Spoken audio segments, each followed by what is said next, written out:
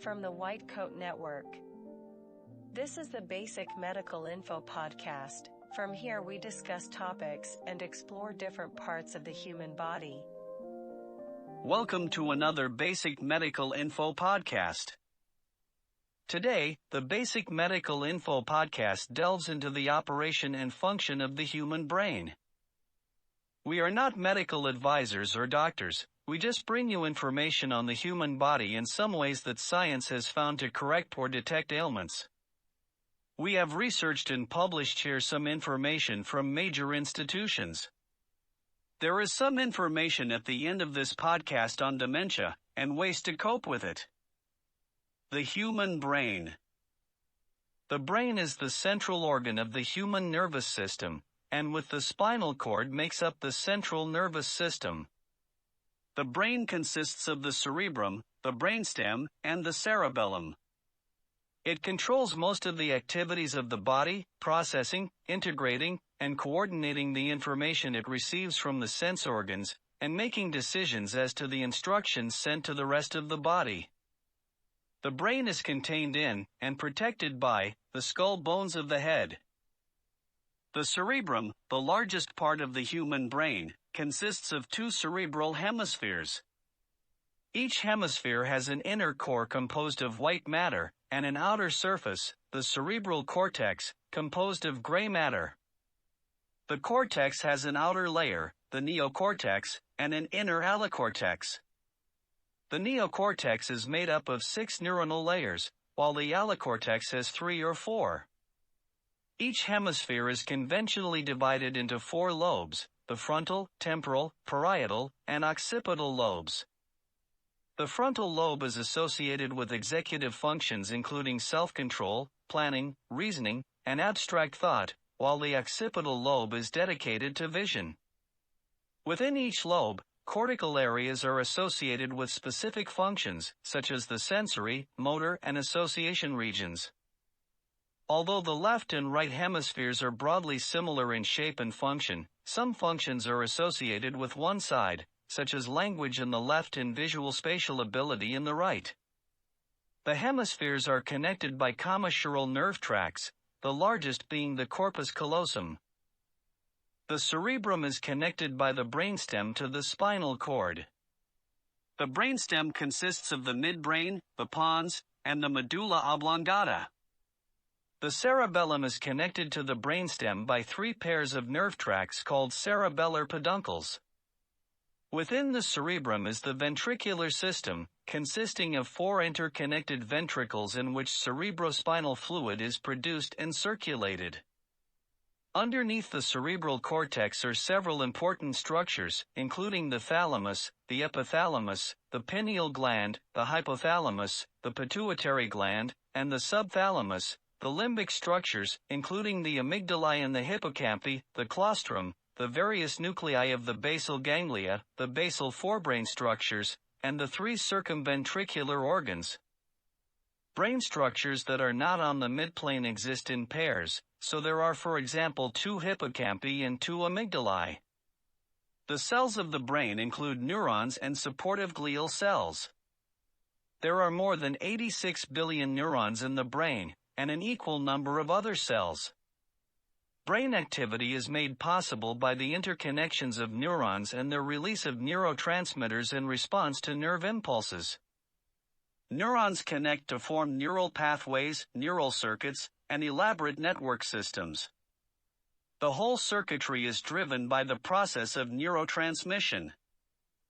The brain is protected by the skull, suspended in cerebrospinal fluid, and isolated from the bloodstream by the blood-brain barrier. However, the brain is still susceptible to damage, disease, and infection. Damage can be caused by trauma, or a loss of blood supply known as a stroke.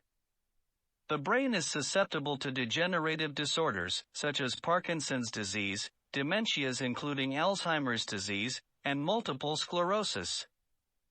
Psychiatric conditions, including schizophrenia and clinical depression, are thought to be associated with brain dysfunctions. The brain can also be the site of tumors, both benign and malignant. These mostly originate from other sites in the body. The study of the anatomy of the brain is neuroanatomy, while the study of its function is neuroscience. Numerous techniques are used to study the brain. Specimens from other animals, which may be examined microscopically, have traditionally provided much information. Medical imaging technologies such as functional neuroimaging and electroencephalography, EEG, recordings are important in studying the brain. The medical history of people with brain injury has provided insight into the function of each part of the brain. Neuroscience research has expanded considerably, and research is ongoing. The adult human brain weighs on average about 2.6 to 3.1 pounds, which is about 2% of the total body weight, with a volume of around 1,260 cubic centimeters in men and 1,130 cubic centimeters in women. There is substantial individual variation, with the standard reference range for men being 2.60 to 3.57 pounds and for women 2.27 to 3.09 pounds. The cerebrum, consisting of the cerebral hemispheres, forms the largest part of the brain and overlies the other brain structures. The outer region of the hemispheres, the cerebral cortex, is gray matter, consisting of cortical layers of neurons. Each hemisphere is divided into four main lobes: the frontal lobe, parietal lobe, temporal lobe, and occipital lobe. Three other lobes are included by some sources, which are a central lobe, a limbic lobe, and an insular lobe. The central lobe comprises the precentral gyrus and the postcentral gyrus and is included since it forms a distinct functional role. The brainstem, resembling a stalk, attaches to and leaves the cerebrum at the start of the midbrain area. The brainstem includes the midbrain, the pons, and the medulla oblongata. Behind the brainstem is the cerebellum, Latin for little brain. The cerebrum, brainstem, cerebellum, and spinal cord are covered by four membranes called meninges. The membranes are the tough dura mater, the middle arachnoid mater, and the more delicate inner pia mater. Between the arachnoid mater and the pia mater is the subarachnoid space and subarachnoid cisterns, which contain the cerebrospinal fluid. The outermost membrane of the cerebral cortex is the basement membrane of the pia mater called the glia limitans and is an important part of the blood-brain barrier. The living brain is very soft, having a gel-like consistency like soft tofu. The cortical layers of neurons constitute much of the cerebral gray matter, while the deeper subcortical regions of myelinated axons make up the white matter. The white matter of the brain makes up about half of the total brain volume.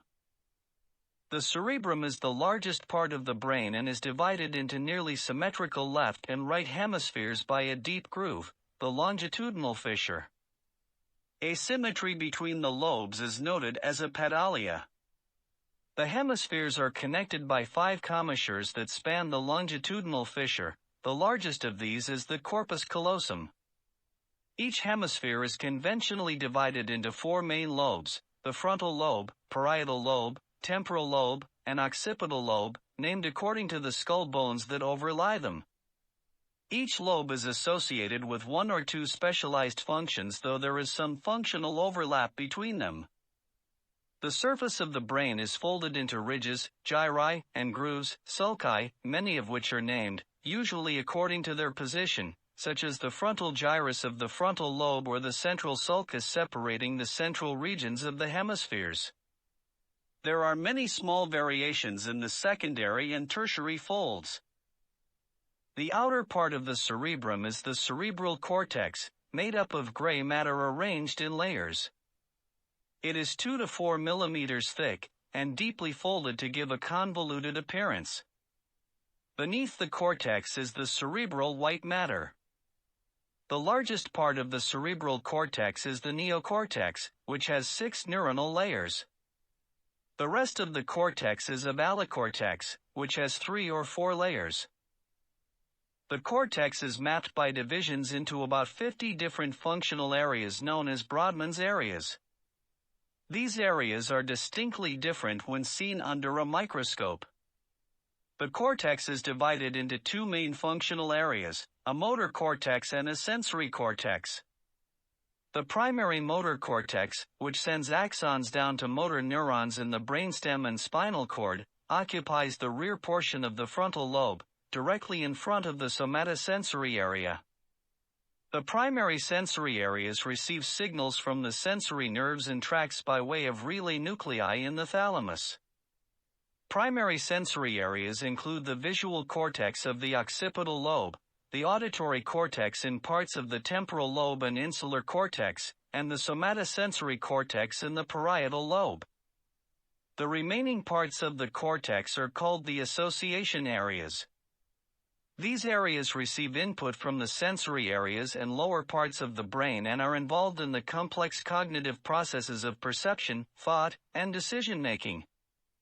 The main functions of the frontal lobe are to control attention, abstract thinking, behavior, problem-solving tasks, and physical reactions and personality. The occipital lobe is the smallest lobe. Its main functions are visual reception, visual spatial processing, movement, and color recognition. There is a smaller occipital lobule in the lobe known as the cuneus. The temporal lobe controls auditory and visual memories, language, and some hearing and speech. The cerebrum contains the ventricles where the cerebrospinal fluid is produced and circulated. Below the corpus callosum is the septum pellucidum, a membrane that separates the lateral ventricles. Beneath the lateral ventricles is the thalamus, and to the front and below is the hypothalamus. The hypothalamus leads on to the pituitary gland. At the back of the thalamus is the brainstem. The basal ganglia, also called basal nuclei, are a set of structures deep within the hemispheres involved in behavior and movement regulation. The largest component is the striatum, others are the globus pallidus, the substantia nigra, and the subthalamic nucleus. The striatum is divided into a ventral striatum and dorsal striatum, subdivisions that are based upon function and connections. The ventral striatum consists of the nucleus accumbens and the olfactory tubercle, whereas the dorsal striatum consists of the caudate nucleus and the putamen. The putamen and the globus pallidus lie separated from the lateral ventricles and thalamus by the internal capsule, whereas the caudate nucleus stretches around and abuts the lateral ventricles on their outer sides. At the deepest part of the lateral sulcus between the insular cortex and the striatum is a thin neuronal sheet called the claustrum. Below and in front of the striatum are several basal forebrain structures.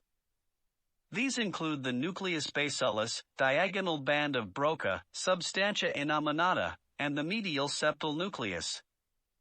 These structures are important in producing the neurotransmitter, acetylcholine, which is then distributed widely throughout the brain. The basal forebrain, particularly the nucleus basalis, is considered to be the major cholinergic output of the central nervous system to the striatum and neocortex. The cerebellum is divided into an anterior lobe, a posterior lobe, and the flocculonodular lobe. The anterior and posterior lobes are connected in the middle by the vermis.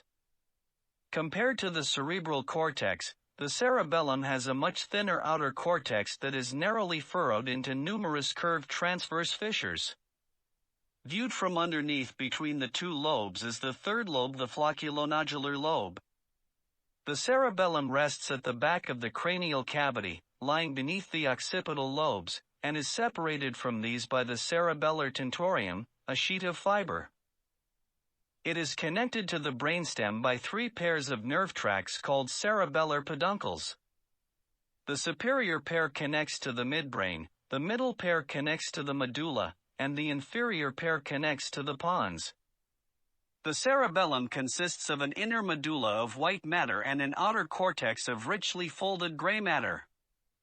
The cerebellum's anterior and posterior lobes appear to play a role in the coordination and smoothing of complex motor movements, and the flocculonodular lobe in the maintenance of balance, although debate exists as to its cognitive, behavioral, and motor functions. The brainstem lies beneath the cerebrum and consists of the midbrain, pons, and medulla. It lies in the back part of the skull, resting on the part of the base known as the clivus, and ends at the foramen magnum, a large opening in the occipital bone. The brainstem continues below this as the spinal cord, protected by the vertebral column. 10 of the 12 pairs of cranial nerves emerge directly from the brainstem. The brainstem also contains many cranial nerve nuclei and nuclei of peripheral nerves, as well as nuclei involved in the regulation of many essential processes including breathing, control of eye movements and balance. The reticular formation, a network of nuclei of ill-defined formation, is present within and along the length of the brainstem. Many nerve tracts, which transmit information to and from the cerebral cortex to the rest of the body, pass through the brainstem. The human brain is primarily composed of neurons, glial cells, neural stem cells, and blood vessels. Types of neurons include interneurons, pyramidal cells including Betz cells, motor neurons, upper and lower motor neurons, and cerebellar Purkinje cells. Betz cells are the largest cells, by size of cell body, in the nervous system. The adult human brain is estimated to contain 86 plus or minus 8 billion neurons, with a roughly equal number, 85 plus or minus 10 billion, of non-neuronal cells. Out of these neurons, 16 billion, 19%, are in the cerebral cortex, and 69 billion, 80%, are in the cerebellum. Types of glial cell are astrocytes, including Bergmann glia, oligodendrocytes, ependymal cells, radial glial cells, microglia, and a subtype of oligodendrocyte progenitor cells. Astrocytes are the largest of the glial cells. They are stellate cells with many processes radiating from their cell bodies. Some of these processes end as perivascular end feet on capillary walls. The glia limitans of the cortex is made up of astrocyte foot processes that serve in part to contain the cells of the brain. Mast cells are white blood cells that interact in the neuroimmune system in the brain. Mast cells in the central nervous system are present in several structures including the meninges. They mediate neuroimmune responses in inflammatory conditions and help to maintain the blood-brain barrier, particularly in brain regions where the barrier is absent. Mast cells serve the same general functions in the body and central nervous system, such as affecting or regulating allergic responses, innate and adaptive immunity, autoimmunity, and inflammation. Mast cells serve as the main effector cell through which pathogens can affect the biochemical signaling that takes place between the gastrointestinal tract and the central nervous system. Some 400 genes are shown to be brain-specific. In all neurons, ELAVL3 is expressed, and in pyramidal neurons, NRGN and REP2 are also expressed. GAD1, essential for the biosynthesis of the neurotransmitter GABA, is expressed in interneurons. Proteins expressed in glial cells include astrocyte markers GFAP and S100B, whereas myelin basic protein and the transcription factor OLAG2 are expressed in oligodendrocytes. Cerebrospinal fluid is a clear, colorless transcellular fluid that circulates around the brain in the subarachnoid space, in the ventricular system, and in the central canal of the spinal cord. It also fills some gaps in the subarachnoid space, known as subarachnoid cisterns. The 4 ventricles, 2 lateral, a third, and a fourth ventricle, all contain a choroid plexus that produces cerebrospinal fluid. The third ventricle lies in the midline and is connected to the lateral ventricles. A single duct, the cerebral aqueduct between the pons and the cerebellum, connects the third ventricle to the fourth ventricle. 3 separate openings, the middle and 2 lateral apertures, drain the cerebrospinal fluid from the fourth ventricle to the cisterna magna, one of the major cisterns. From here, cerebrospinal fluid circulates around the brain and spinal cord in the subarachnoid space, between the arachnoid mater and pia mater. At any one time, there is about 150 milliliters of cerebrospinal fluid, most within the subarachnoid space. It is constantly being regenerated and absorbed and is replaced about once every 5 to 6 hours. A glymphatic system has been described as the lymphatic drainage system of the brain. The brain-wide glymphatic pathway includes drainage routes from the cerebrospinal fluid and from the meningeal lymphatic vessels that are associated with the dural sinuses and run alongside the cerebral blood vessels. The pathway drains interstitial fluid from the tissue of the brain. The internal carotid arteries supply oxygenated blood to the front of the brain, and the vertebral arteries supply blood to the back of the brain.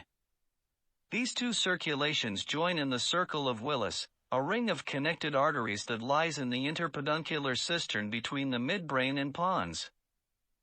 The internal carotid arteries are branches of the common carotid arteries. They enter the cranium through the carotid canal, travel through the cavernous sinus and enter the subarachnoid space. They then enter the circle of Willis, with two branches, the anterior cerebral arteries emerging. These branches travel forward and then upward along the longitudinal fissure and supply the front and midline parts of the brain. One or more small anterior communicating arteries join the two anterior cerebral arteries shortly after they emerge as branches. The internal carotid arteries continue forward as the middle cerebral arteries. They travel sideways along the sphenoid bone of the eye socket, then upwards through the insula cortex, where final branches arise. The middle cerebral arteries send branches along their length. The vertebral arteries emerge as branches of the left and right subclavian arteries. They travel upward through transverse foramina, which are spaces in the cervical vertebrae. Each side enters the cranial cavity through the foramen magnum along the corresponding side of the medulla. They give off one of the three cerebellar branches. The vertebral arteries join in front of the middle part of the medulla to form the larger basilar artery, which sends multiple branches to supply the medulla and pons, and the two other anterior and superior cerebellar branches. Finally, the basilar artery divides into two posterior cerebral arteries. These travel outwards, around the superior cerebellar peduncles, and along the top of the cerebellar tentorium, where it sends branches to supply the temporal and occipital lobes. Each posterior cerebral artery sends a small posterior communicating artery to join with the internal carotid arteries. Cerebral veins drain deoxygenated blood from the brain. The brain has two main networks of veins, an exterior or superficial network, on the surface of the cerebrum that has three branches, and an interior network. These two networks communicate via anastomosing, joining, veins. The veins of the brain drain into larger cavities of the dural venous sinuses, usually situated between the dura mater and the covering of the skull. Blood from the cerebellum and midbrain drains into the great cerebral vein. Blood from the medulla and pons of the brainstem have a variable pattern of drainage, either into the spinal veins or into adjacent cerebral veins. The blood in the deep part of the brain drains, through a venous plexus, into the cavernous sinus at the front, and the superior and inferior petrosal sinuses at the sides, and the inferior sagittal sinus at the back. Blood drains from the outer brain into the large superior sagittal sinus, which rests in the midline on top of the brain. Blood from here joins with blood from the straight sinus at the confluence of sinuses. Blood from here drains into the left and right transverse sinuses. These then drain into the sigmoid sinuses, which receive blood from the cavernous sinus and superior and inferior petrosal sinuses. The sigmoid drains into the large internal jugular veins. The larger arteries throughout the brain supply blood to smaller capillaries. These smallest blood vessels in the brain are lined with cells joined by tight junctions, and so fluids do not seep in or leak out to the same degree as they do in other capillaries. This creates the blood-brain barrier. Parasites play a major role in the formation of tight junctions. The barrier is less permeable to larger molecules, but is still permeable to water, carbon dioxide, oxygen, and most fat-soluble substances, including anesthetics and alcohol. The blood-brain barrier is not present in the circumventricular organs, which are structures in the brain that may need to respond to changes in body fluids such as the pineal gland, area postrema, and some areas of the hypothalamus. There is a similar blood cerebrospinal fluid barrier, which serves the same purpose as the blood-brain barrier but facilitates the transport of different substances into the brain due to the distinct structural characteristics between the two barrier systems. Brain aneurysm. Known as a cerebral aneurysm or intracranial aneurysm, is a bulge or ballooning in a blood vessel in the brain. An aneurysm often looks like a berry hanging on a stem. Experts think brain aneurysms form and grow because blood flowing through the blood vessel puts pressure on a weak area of the vessel wall. This can increase the size of the brain aneurysm. If the brain aneurysm leaks or ruptures, it causes bleeding in the brain, known as a hemorrhagic stroke. Most often, a ruptured brain aneurysm occurs in the space between the brain and the thin tissues covering the brain. This type of hemorrhagic stroke is called a subarachnoid hemorrhage. Brain aneurysms are common. But most brain aneurysms aren't serious, especially if they're small. Most brain aneurysms don't rupture. They usually don't cause symptoms or cause health problems. In many cases, brain aneurysms are found during tests for other conditions. However, a ruptured aneurysm quickly becomes life-threatening and requires medical treatment right away. If a brain aneurysm hasn't ruptured, treatment may be appropriate in some cases. Treatment of an unruptured brain aneurysm may prevent a rupture in the future. Saccular aneurysm, also known as a berry aneurysm. This type of aneurysm looks like a berry hanging from a vine. It's a round, blood-filled sac that protrudes from the main artery or one of its branches. It usually forms on arteries at the base of the brain. A berry aneurysm is the most common type of aneurysm. Fusiform aneurysm. This type of aneurysm causes bulging on all sides of the artery. Mycotic aneurysm. This type of aneurysm is caused by an infection. When an infection affects the arteries in the brain, it can weaken the artery wall. This can cause an aneurysm to form. Most brain aneurysms that haven't ruptured don't cause symptoms. This is especially true if they're small. Brain aneurysms may be found during imaging tests that are done for other conditions. However, a ruptured aneurysm is a very serious condition, typically causing a severe headache. And if an unruptured aneurysm presses against brain tissue or nerves, it may cause pain and other symptoms. A sudden, severe headache is the key symptom of a ruptured aneurysm. This headache is often described by people as the worst headache they've ever experienced. In addition to a severe headache, symptoms of a ruptured aneurysm can include nausea and vomiting, stiff neck, blurred or double vision, sensitivity to light, seizure, a drooping eyelid, loss of consciousness, confusion. In some cases, an aneurysm may leak a slight amount of blood. When this happens, a more severe rupture often follows. Leaks may happen days or weeks before a rupture. Leaking brain aneurysm symptoms may include a sudden, extremely severe headache that may last several days and up to 2 weeks. An unruptured brain aneurysm may not have any symptoms, especially if it's small. However, a larger unruptured aneurysm may press on brain tissues and nerves.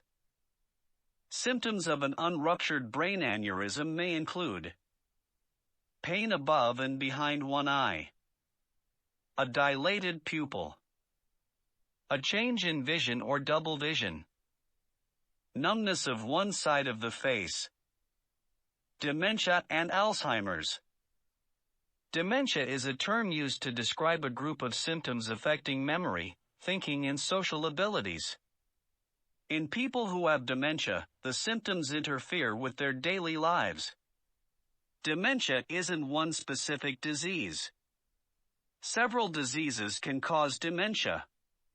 Dementia generally involves memory loss. It's often one of the early symptoms of the condition. But having memory loss alone doesn't mean you have dementia. Memory loss can have different causes. Alzheimer's disease is the most common cause of dementia in older adults, but there are other causes of dementia. Depending on the cause, some dementia symptoms might be reversible. Dementia symptoms vary depending on the cause. Common symptoms include cognitive changes, memory loss, which is usually noticed by someone else, problems communicating or finding words, trouble with visual and spatial abilities, such as getting lost while driving, problems with reasoning or problem solving, trouble performing complex tasks, trouble with planning and organizing, poor coordination and control of movements, confusion and disorientation, psychological changes, personality changes, depression, anxiety, agitation, inappropriate behavior, being suspicious, known as paranoia, seeing things that aren't there, known as hallucinations. We will dive into dementia in our next podcast. We explore the probable causes and some proper care and support for someone to live as well as possible for as long as possible. We will talk about some medication you can take for early signs like donanemab, a monoclonal antibody designed to clear brain amyloid plaque.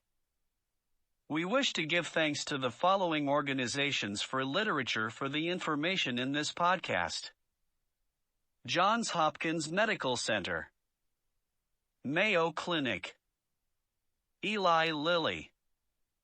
Thanks for listening to another episode of Basic Medical Info Podcast.